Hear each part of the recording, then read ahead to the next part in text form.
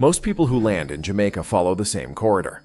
They clear customs, take a transfer to the North Shore or the Southeast, and spend their time in a strip that runs between the beach and the nearest road.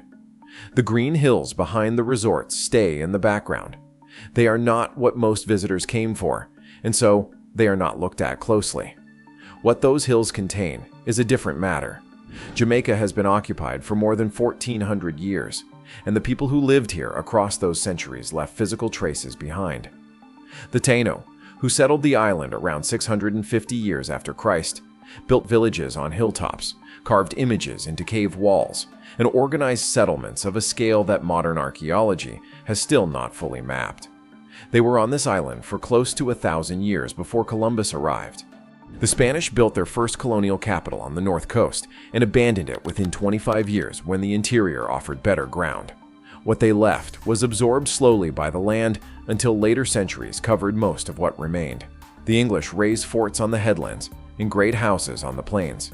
The Maroons, the free communities of formerly enslaved Africans who broke out of the plantations and refused to return, built in the mountains in terrain so effectively defended that the British eventually found it less costly in lives to sign a peace treaty than to keep pressing into the high ground.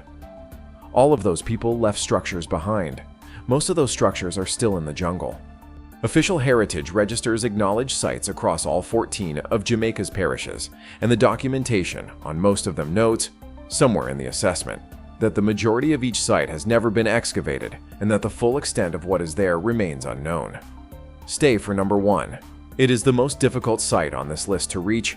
It belongs to the most significant Maroon community in Jamaican history, and what is still inside it has never been fully recovered. This is what the jungle has been holding. Subscribe before we go any further. This channel finds what the Caribbean is still covering, one site at a time. If that is the kind of record you want to follow, the button is right there. Jamaica covers 4,244 square miles of terrain, ranging from coastal limestone flats to volcanic peaks above 7,000 feet. The vegetation is aggressive. A site cleared for excavation can close over within a single wet season if the fieldwork stops. Several of the sites on this list have been documented, partially assessed, and then left long enough for the jungle to come back over what was opened. We count from 10 to 1. Beginning with the most accessible and moving toward the deepest in. Number 10. Edinburgh Castle, St. Anne, in the interior hills of the parish of St. Anne, above the Pedro district, where the road runs through broken farmland and secondary forest. The shell of a two-towered stone house rises from a slope that has been slowly reclaiming it for more than 200 years. The roof is gone. The floors are gone. What remains are walls of limestone and cut stone that stand at something close to their original height, and two towers at the corners of the structure that have survived the climate, the vegetation, and the absence of any maintenance since the building was last occupied. Lewis Hutchinson built this house in the 1760s. He had been born in Scotland in 1733 and came to Jamaica by a route no official document fully explains. What the record does document is what he used the towers for. From them, he shot the travelers who passed on the road through the Pedro Hills. He robbed the bodies. He threw what remained into a sinkhole on his own land and left it there. When the authorities searched the house in 1773, they found 43 watches and a significant quantity of clothing that did not belong to him. They also found human remains. He was tried for one murder, that of a soldier whose disappearance had triggered the search, and hanged in Spanish Town on the 16th of March, 1773.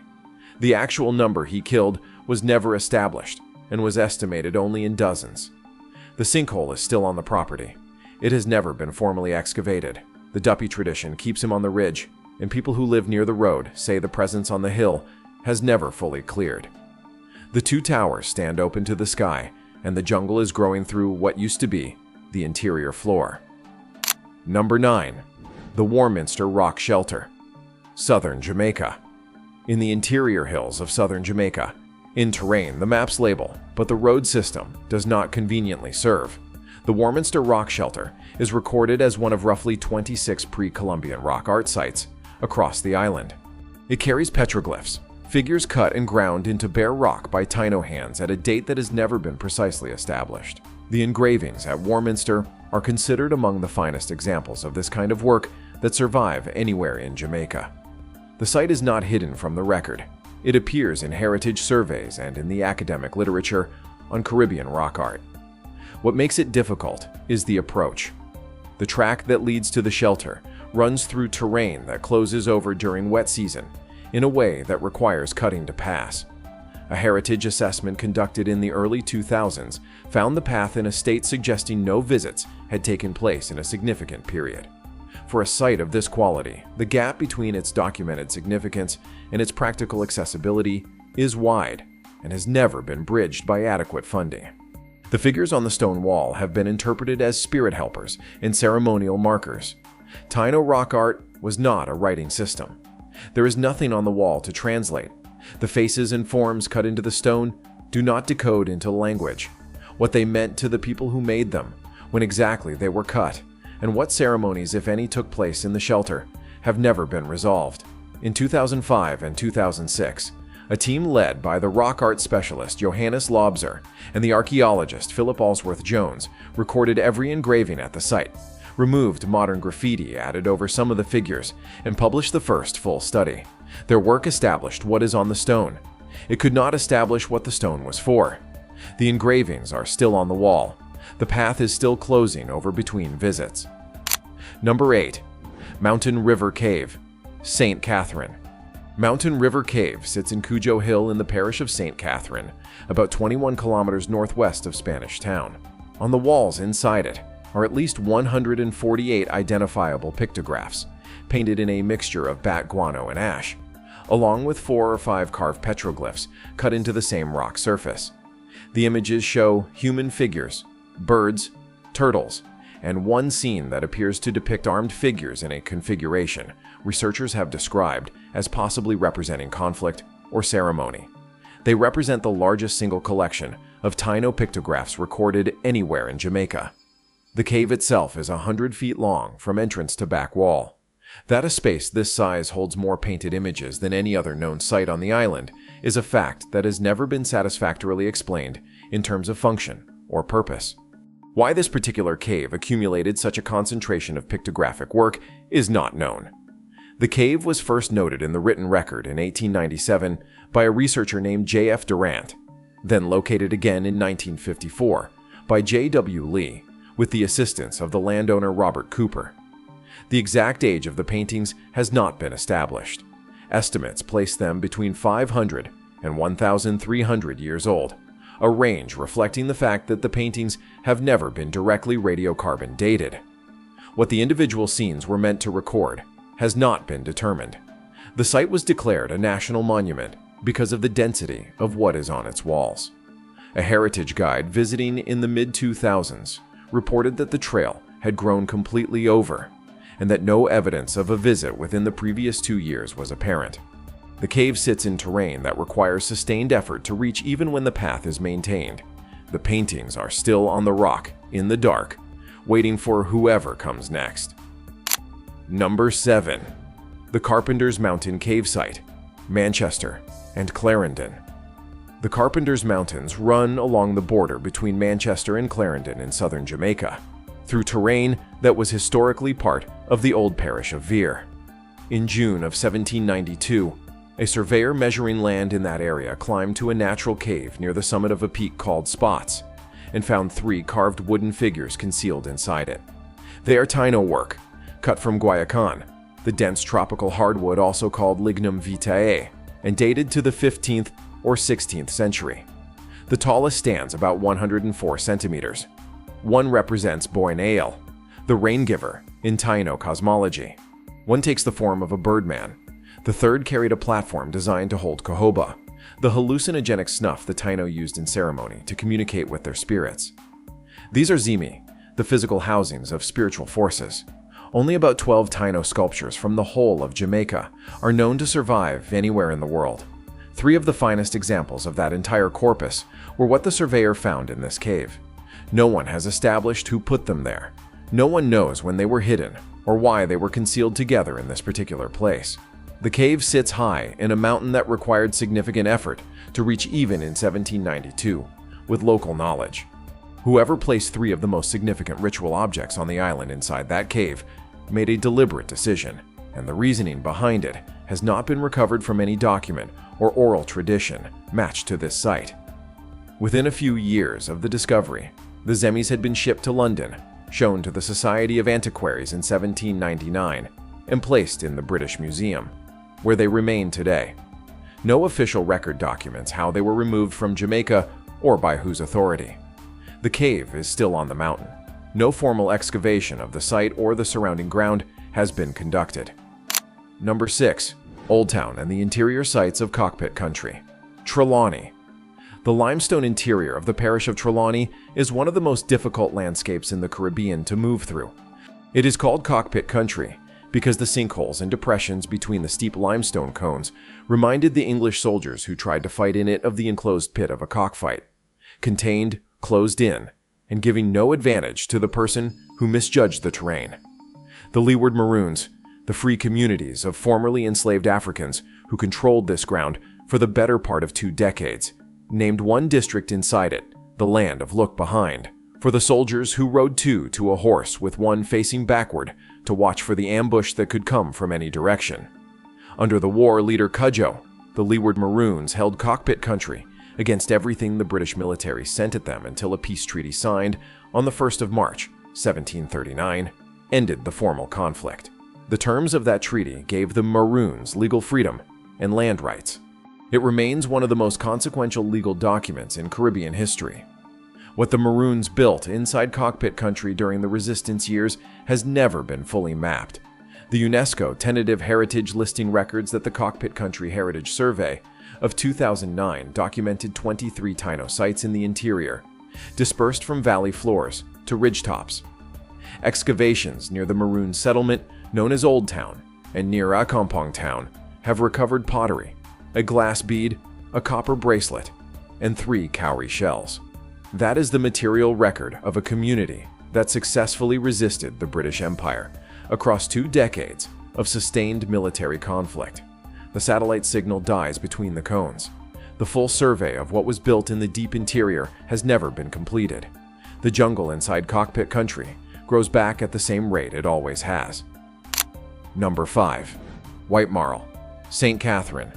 White Marl sits on a hilltop in the parish of St. Catherine, beside the road between Kingston and Spanish Town, above the Rio Cobre River. It is, according to Atkinson and colleagues writing in the Journal of Community Archaeology and Heritage in 2023, the largest and most complexly organized pre-colonial site documented in Jamaica. The main occupation of the hill has been dated to roughly the period between 900 and 1500 years after Christ. When a University of Wisconsin team reported on their work at White Marl in 1972, they had 11 radiocarbon dates from the site, 9 of them falling between 1200 and 1500 years after Christ, with 2 reaching back to around 900 after Christ. Burials found on the hill have been dated between 700 and 1000 years before the present, placing them centuries before Columbus arrived on the island. Despite excavations running from the 1940s through recent international field seasons, no dig has ever reached the outer boundary of the settlement. The size of the Taino village that occupied this hilltop for centuries has not been established. A circular structure 14 feet across, marked by 9 post molds in the ground, was identified in 1969. It is among the first pre-colonial house structures ever found in Jamaica, and whether it served a domestic, ceremonial, or administrative function has never been determined. The widening of the Mandela Highway cut directly through sections of White Marl before those sections were documented. The burials that have not been excavated are still in the hill.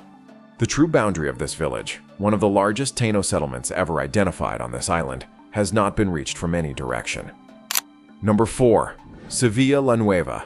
St. Anne, Seville Heritage Park, occupies 300 acres on the north coast of the parish of St. Anne, about 4 kilometers west of St. Anne's Bay. It was a Taino settlement when Christopher Columbus came ashore in 1494. The Spanish built their first colonial capital here around 1509, under the governor Juan de Esquivel, on the site of a Taino village called Maima. They named the settlement Sevilla la Nueva, and for roughly 25 years, it was the administrative center of Spanish Jamaica.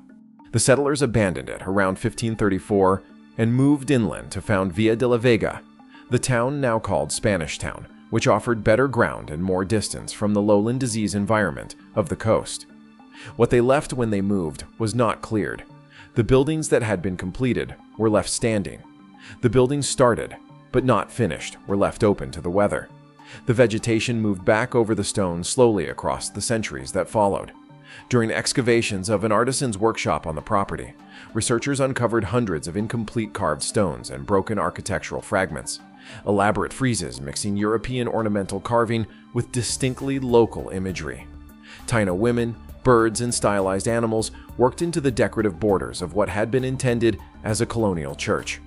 Who carved them is debated. The iconography and what it means in the context of that colonial relationship is still argued over. Construction of the church, begun in 1525, was never completed. The records offer two reasons without resolving which was decisive: a Taino uprising and a French naval attack in 1554. African remains found on the property were reinterred at the site in 1997. The 300 acres hold Taino settlement, Spanish colonial architecture, plantation infrastructure, and burial ground in layers that have never been fully separated.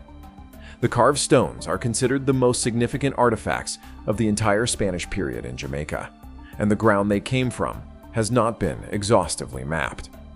Number 3. Fort Nugent, St. Thomas. At the eastern approach to Kingston Harbor, where the coastal road from the parish of St. Thomas meets the last headland before the harbor mouth opens, the ruins of Fort Nugent sit on a rise that once commanded a clear line of sight across the sea approaches from the east. The British constructed this fort in the late 18th century as part of the network of defensive positions protecting Kingston Harbor. The fort was named for Lieutenant General George Nugent, who served as governor of Jamaica from 1801 to 1806. At the height of its use, it mounted cannon on platforms designed to cover the approach channel and housed a garrison watching the sea from the eastern direction. The strategic logic of the installation belonged to an empire that had learned, after the destruction of Port Royal in 1692, that the harbor required watching from every angle. As the 19th century progressed, the fort became unnecessary. The garrison was withdrawn. The vegetation moved in comprehensively. By the time heritage surveys were conducted in the late 20th century, Fort Nugent had been so thoroughly reclaimed by jungle growth that structural assessment required clearing canopy cover to reach the wall lines. Sections of the original gun platform survive in the undergrowth. The perimeter walls are present in most of their original configuration. The interior of the fort has not been archaeologically assessed. The areas that would have held the magazine, the barracks, and the garrison stores have not been excavated.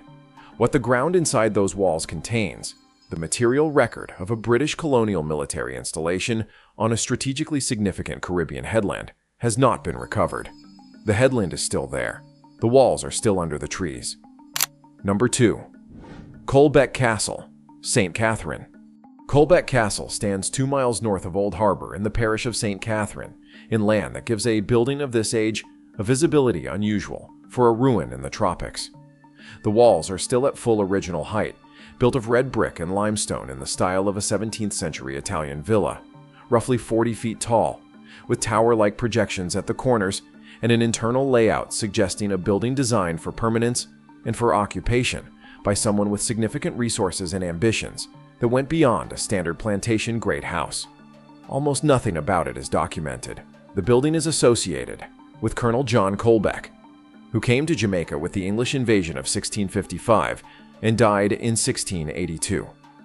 No colonial document describes the construction, names the architect, records when it was completed, or indicates whether it was ever occupied as a residence. The Jamaican Historical Society Bulletin, in a study published in October of 1995, described the castle as a riddle wrapped in a mystery inside an enigma, and noted that its most conspicuous characteristic was how little was known about it.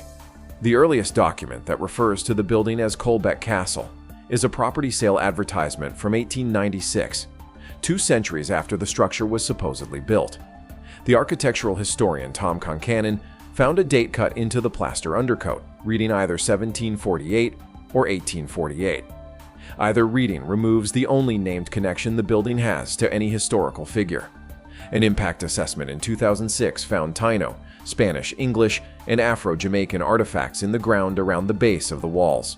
4 periods of Jamaican history concentrated in the soil around a building whose origin no one has established. The jungle at the base of the walls is encroaching, the answer to who built Colbeck Castle and why it has not been found in the ground or in any archive. Number 1. Nanny Town, Portland. There is no road to Nanny Town. There is a track that approaches the Blue Mountains from the valley in Portland, and from that track, there are paths that climb through forest that closes over quickly when a trail is not kept open by regular use. The site itself, the ruins of the most significant Maroon settlement in Jamaica, sits on a ridge above the Stony River in terrain that has no maintained access, no infrastructure, and no mobile phone signal for miles in any direction. A researcher who made the ascent in recent years described the walk as a full day each way through dense forest on trails that require either prior knowledge of the terrain or a guide who carries it. Nanny Town was the stronghold of the Windward Maroons under the leader known as Queen Nanny. She was named a national hero of Jamaica in 1976, and she is the only woman to hold that title. The settlement held approximately 200 people across 3 dispersed sites on the ridge, and it was the center of Windward Maroon resistance to British authority during the First Maroon War. The British attacked the town repeatedly between 1728 and 1734, and the attacks failed until a sustained assault with sufficient force and supply lines finally took and destroyed the settlement. The Maroon survivors came down from the ridge and established Moortown in the valley below, which still exists and still maintains the cultural and legal continuity of the Windward Maroon community today.